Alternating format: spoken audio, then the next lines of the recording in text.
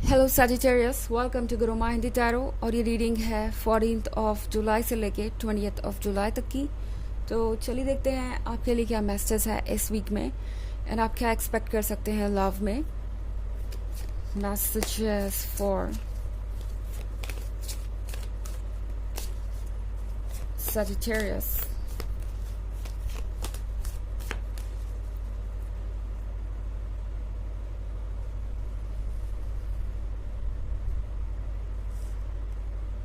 Nine of Skulls,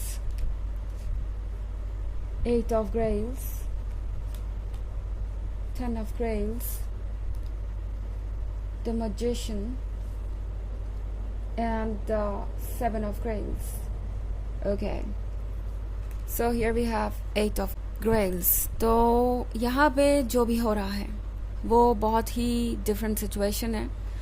मतलब ये person पूरी तरह से बदल गया है। अब अगर आप इस पर्सन की पर्सनालिटी देखें तो ये किसी किंग की तरह है। भले ही ये पर्सन कैसे भी नज़र आ रहा हो, मगर ये क्राउन अभी भी इनके सर पे है।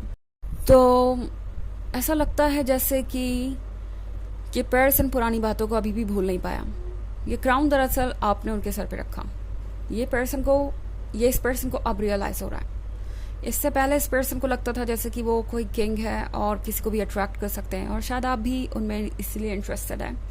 अब किंग का मतलब ये नहीं है कि लिटरली ये पर्सन बहुत ज़्यादा रिच हो या कुछ ऐसा नहीं।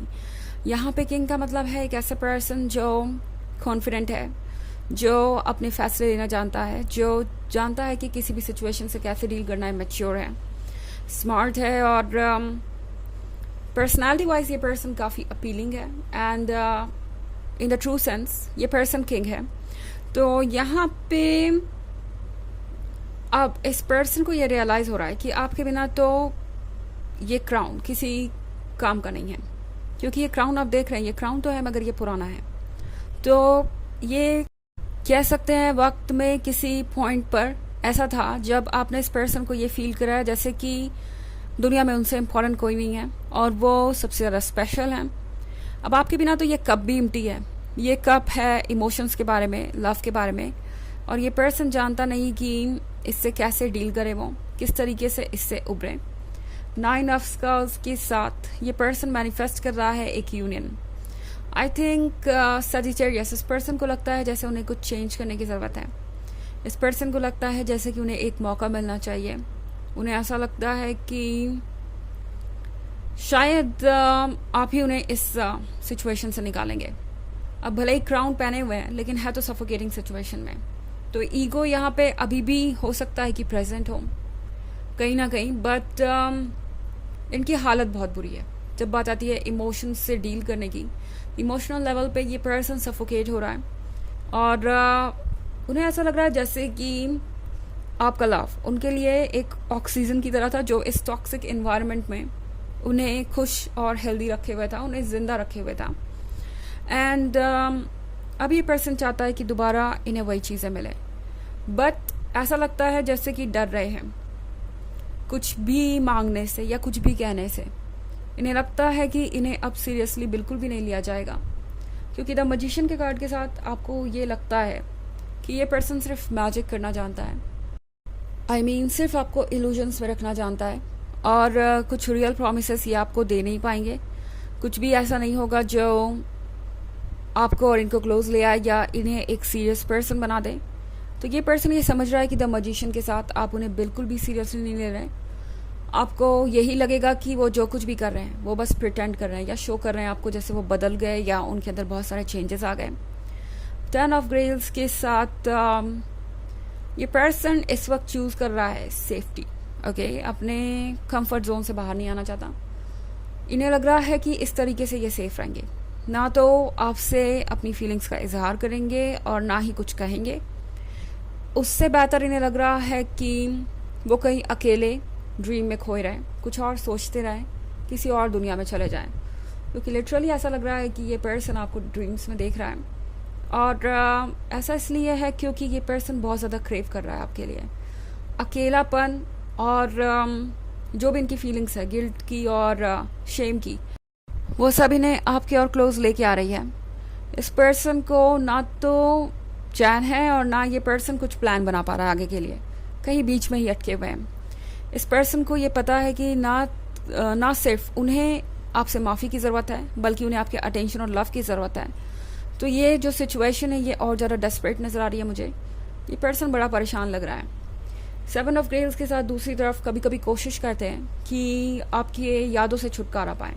ओके, जैसे कि अगर आप देखें ये कार्ड, तो ये जो वुमेन है ये अपने आप को प्यूरिफाई कर रही है टॉक्सिन से, अपने ब्लड को प्यूरिफाई करना चाहती है, और उसके लिए चाहे उसे जितना भी पेन उठाना पड़े, क्योंकि उसे पता है कि अगर वो ऐसा नहीं करेगी तो चीज़ें और ज़्यादा कॉम्प्लिकेटेड हो जाएंगी। तो ये पर्सन कभी कभी यही कोशिश करता है कि वो जो भी फीलिंग्स है आपके लिए उनके अंदर, उससे छुटकारा पाए, अपने ब्लड को प्यूरिफाई करने की कोशिश कर रहे हैं। यानी आप सोचिए कि कितने अंदर तक इनके ये फीलिंग्स है, सो मच सो कि एक तरीके से इनके ब्लड का हिस्सा बन गई है। ब्लड किसी के सर्वाइवल के लिए ज़रूरी होता है, एंड आप उसका हिस्सा बन गए हैं। तो इस पर्सन को अभी लग रहा है कि अगर वो आपसे दूर गए या आपके बारे में सोचना बंद किया तो उनके लिए चीज़ें बहुत ज़्यादा मुश्किल हो जाएंगी, और इसीलिए ये पर्सन इस वक्त कोशिश कर रहा है कि वो किसी ना किसी तरीके से आपके साथ टच में रहे, ड्रीम्स के through.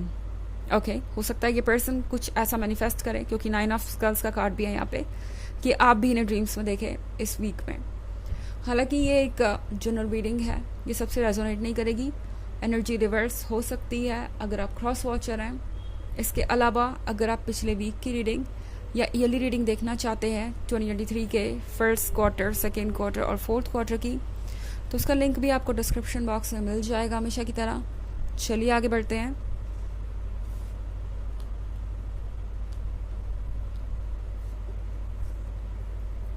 Four of Knives, Prince of Knives, Lord of Skulls, 8 of Scepters and Death. Okay, तो यहाँ पे है 4 of Knives। 4 of Knives के साथ काफ़ी ज़्यादा पेन नज़र आ रहा है यहाँ पे, एंड टैरो आपसे कह रहा है कि आप अकेले नहीं हैं। मैं ये देख के यहाँ पे खुश हूँ कि आप जाने या ना जाने चीज़ें आपके फेवर में जा रही है। यानी यहाँ आपका हर सेल्फ है, और आपका हर सेल्फ जहाँ भी हो वहाँ आपको कोई हर्ट नहीं कर सकता। टैरो आपसे कह रहा है कि वेट कीजिए और देखते जाइए चीज़ें कैसे अनफोल्ड होती हैं। ओके, आप अगर ये सोच रहे हैं कि आखिर लोग ऐसा क्यों करते हैं, उन्हें उनका कर्मा क्यों नहीं मिलता है, या ऐसा क्यों होता है उन लोगों के साथ जो अपना 100% रिलेशनशिप में दे रहे हैं, तो इसका जवाब आपको जल्दी मिलेगा। फिलहाल आपका हार्ट सेल्फ चाहता है कि आप खुद को उसके क्लोज लाएं, थोड़ा हील करें। ओके, प्रिंस ऑफ नाइफ्स के साथ आप जिससे भी डील कर रहे हैं, ये पर्सन ऑलरेडी बहुत परेशान हो चुका है।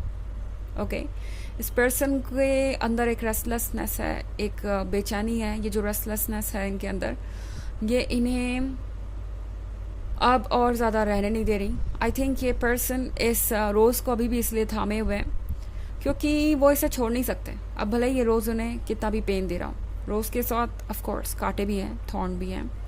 तो इधर पे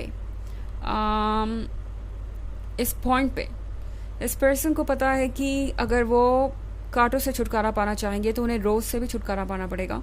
कांटों से मेरा मतलब इस समय इनके इमोशन से है जो इन्हें बहुत चुभ रहे हैं।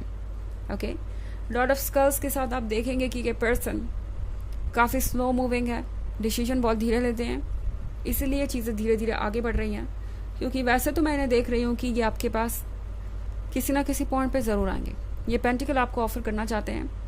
इन्हें लगता है कि नहीं, ये ऑब्स्टेकल पार करना ही पड़ेगा, क्योंकि अगर वो नहीं करेंगे तो चीज़ें उनके हाथ से चली जाएंगी।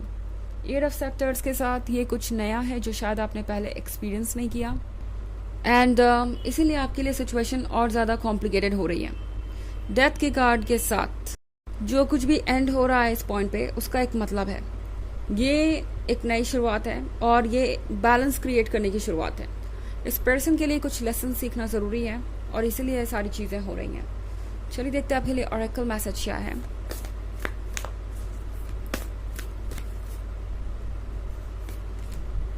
Soul family, call in your tribe, you don't have to do it alone. आप अकेले नहीं हैं और आपको अकेला महसूस करने की ज़रूरत भी नहीं है। आपको ज़रूरत है उन लोगों से कनेक्ट होने की जो आपको समझते हैं सोल लेवल पे, क्योंकि ये लोग आपकी मदद करेंगे। इनफैक्ट जो भी लोग आपके आसपास है इस वक्त, उन सबके पास कुछ ना कुछ सॉल्यूशन तो है आपके प्रॉब्लम का, बट ज़रूरत है आपको उनका पर्सपेक्टिव समझने की, या ज़रूरत है आपको उन चीज़ों को अटेंशन देने की। शायद आप इग्नोर कर रहे हैं उन लोगों को जो आपको सही एडवाइस दे सकते हैं। आपको एक्सप्रेसिव होना होगा। ओके, इनडायरेक्टली आप उन लोगों को अपनी फीलिंग्स बता सकते हैं जिनको आप ट्रस्ट कर सकते हैं, एंड वो लोग आपको ये रास्ता दिखाएंगे। तो ये है रीडिंग इस वीक की। आई होप आपको अच्छी लगी होगी। Thanks for watching. Till next video, bye.